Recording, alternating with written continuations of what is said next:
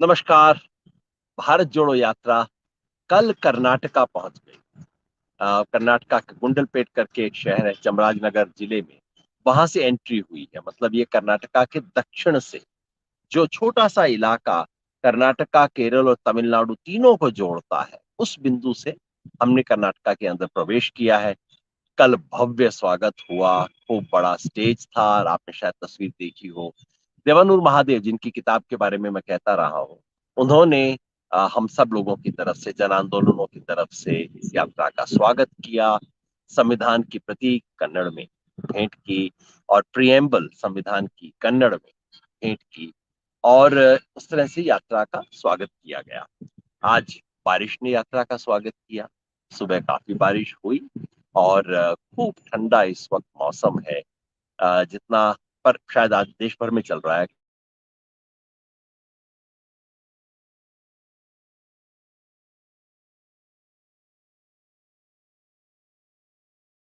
जिसकी वजह से यात्रा एक थोड़ा चलने से परेशानी नहीं हो रही है। अब जैसा हमारे हरियाणा के एक इलाके साथी ने कहा कि भाई अब अपने देश जैसा थोड़ा दिखाई देता है। क्यों? क्योंकि अब गांव के बीच में खेत दिखाई दे रहे हैं। केरल में क्या था? चलते जाइए, चलते जाइए, चलते जाइए, मकान मकान मकान मकान, कस्बा कस्बा। और चूंकि वहां घर और खेत अलग नहीं, मकान है, मकान के साथ आपका खेत है, जैसे मैंने बताया भी था, एक तरह से फार्म हाउस है। तो हमें जिन लोगों को अभ्यास है कि भाई एक गांव आएगा, उसके बाद 2 किलोमीटर 3 किलोमीटर खाली जगह आएगी, खेत आएंगे, फिर गांव आएगा। ऐसा होता ही नहीं केरला में कहीं पे भी। तो अब कर्नाटका में आके अब खेत दिख रहे हैं, फसल है, ये बहुत उपजाऊ इलाका है।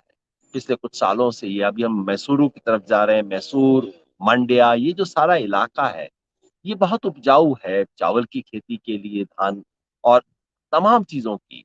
साथ ही हमारे बता रहे थे कि बचपन में उनके दादा कहा करते थे कि हमारे खेत में केरोसिन और नमक के सिवा सब कुछ मेरे खेत से आता है। ये वो इलाका है। धान का कटोरा है कर्नाटका का, और आंदोलनों का भी कटोरा है। आज सुबह जब चलने लगे तो पहले हमारे साथ डीएसएस के साथी, डीएसएस मतलब दलित संघर्ष समिति। हम उत्तर भारत के दलित आंदोलन के बारे में जानते हैं, बीएसपी के बारे में जानते हैं, और जो लोग थोड़ा ज्यादा जानते हैं वो बीएसपी से पहले बामसेफ के बारे में जानते हैं। जो बामसेफ से भी थोड़ी पुरानी कहानी जानते हैं वो DS4 के बारे में बताएंगे। लेकिन दक्षिण भारत में दलित आंदोलन क्या है उसकी कहानी हमें अक्सर नहीं पता। कर्नाटका का दलित संघर्ष समिति एक ऐसा ही आंदोलन है, 80 के दशक से शुरू हुआ और पूरे कर्नाटका में फैला। राजनीतिक सफलता कभी नहीं मिली, इसलिए मतलब दलित संघर्ष समिति ने सीधे सीधे कोई ऐसा नहीं कि पार्टी बना के सीट जीती हो। बीएसपी ने एक बार कोशिश भी की कि कर्नाटका में 40 सीट लड़ने की, सफलता प्राप्त नहीं हुई। लेकिन दलित आंदोलन की कर्नाटका की राजनीति और कर्नाटका के जीवन पे इतना गहरा असर जो है, वो कहीं ना कहीं दलित संघर्ष समिति की देन है। संयोग की बात है कि उसी कर्नाटका के उसी दलित समाज से खरगे साहब अब शायद, ऐसा सुनते हैं, कांग्रेस के अध्यक्ष बनने वाले हैं। और ये संयोग की बात नहीं, क्योंकि अ, जिस एक आंदोलन जो इतना गहरा होता है उसका असर समाज पे इतनी तरह से पड़ता है। और कर्नाटका का दलित आंदोलन इसी तरह से बहुत गहरा आंदोलन।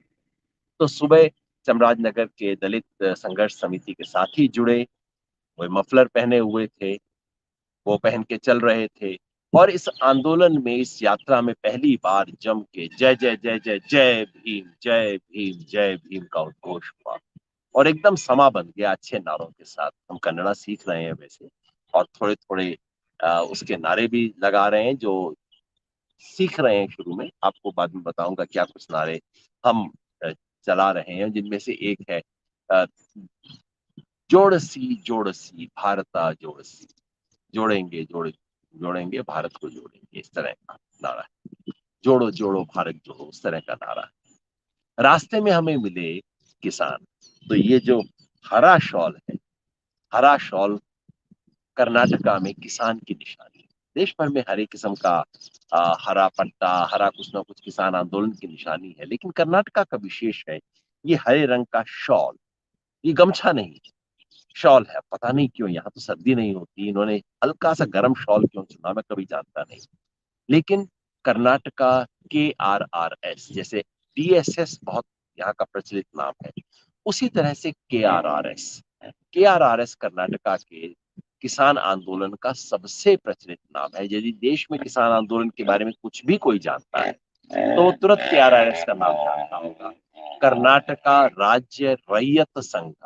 रैयत मतलब यहाँ पे किसान को रैयत, आपने रैयतवाड़ी सिस्टम कभी सुना होगा, तो ये उर्दू में, पुरानी हिंदी में रैयत, रैयत, रॉयत, और जो RYO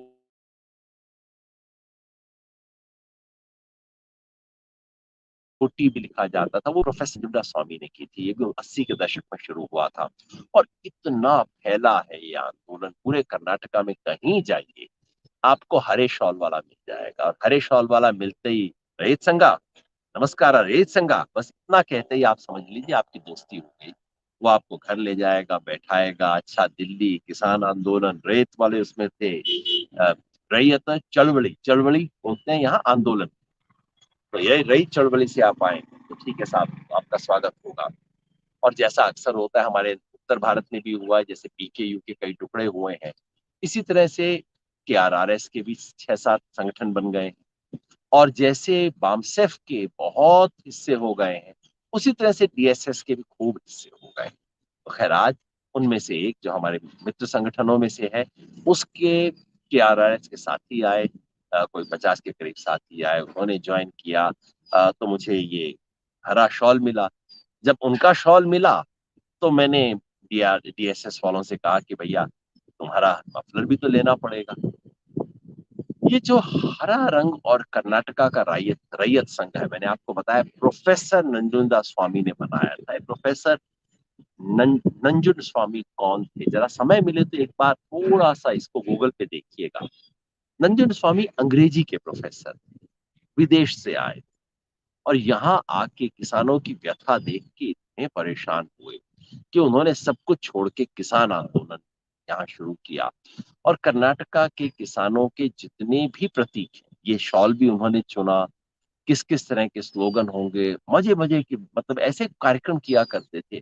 एक बार उन्होंने कहा कि हंसी सत्याग्रह करेंगे, तो 5,000 किसान कर्नाटका की विधानसभा के सामने बैठे और हंसना शुरू किया। उन्होंने बस हंसते थे, जैसे ही बोलते, सरकार परेशान हो गई उनकी हंसी से।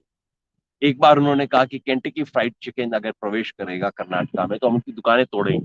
एक्चुअली तोड़वा दी दुकानें उन्होंने, किसी की हिम्मत नहीं कि उनका विरोध कर सके। प्रोफेसर नंदू स्वामी का बनाया हुआ एक कर्नाटका राज्य संघ, लेकिन आपको ये विश्वास न लगे कि कोई उटपटांग हरकतें किया करते थे।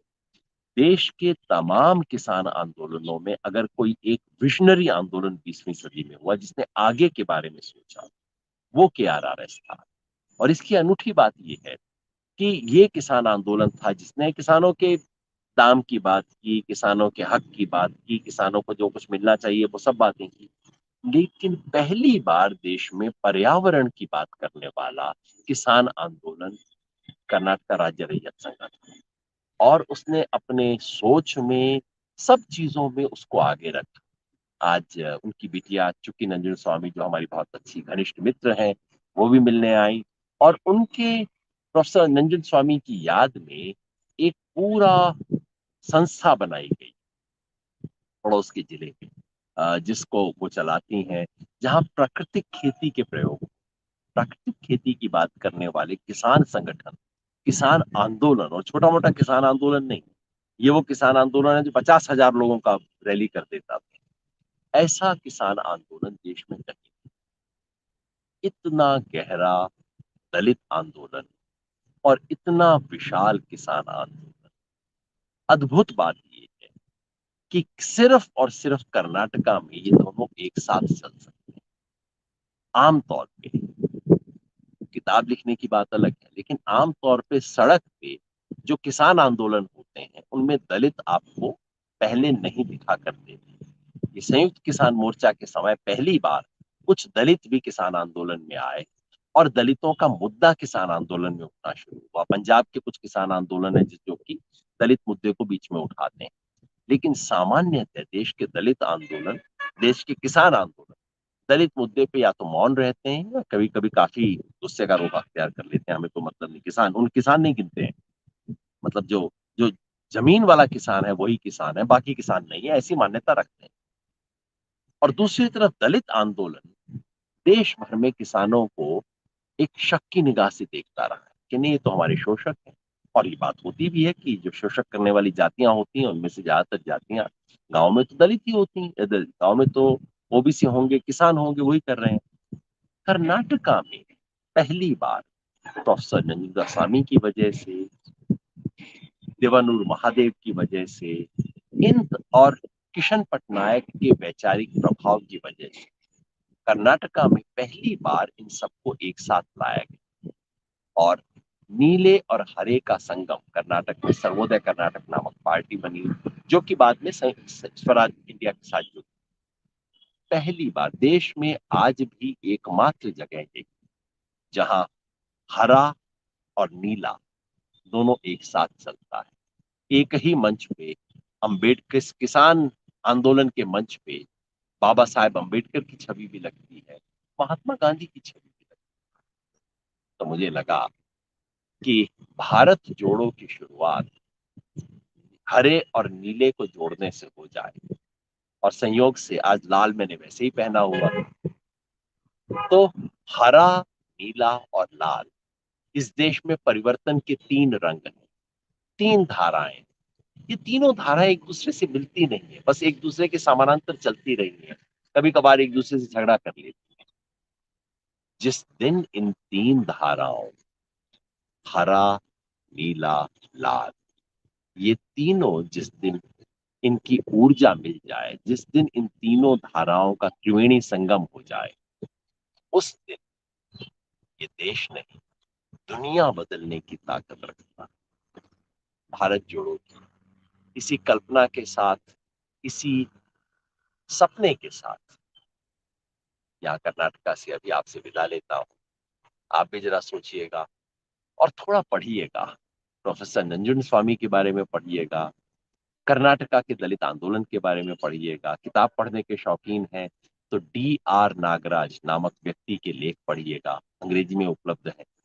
या देवानूर महादेव की कहानियां और कर्नाटका के दलित साहित्य जो बहुत भिन्न है महाराष्ट्र के दलित साहित्य से, उसके बारे में पढ़िएगा, सोचिएगा और देखिएगा किस तरह से हम भारत जोड़ो की शुरुआत यहाँ से कर सकते हैं।